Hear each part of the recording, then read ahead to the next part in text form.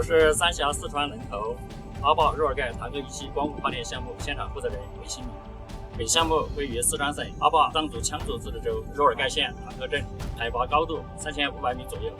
地形主要为高原草地，没有阳光遮挡，光线条件比较好，有优质的光伏电站建设的条件。项目由三峡四川人头投资建设，项目装机规模40兆瓦，直流侧装机容量47.97兆瓦。项目建成后，预计年发电量7508万千瓦时。项目采用一道性能双面双波 A1 型组件 ，A1 系列组件采用一道性能2N4.0技术，具有更高的组件转换效率。全部建成后将有力改善若尔盖县的能源结构，打造光伏加生态修护加补进的产业格局，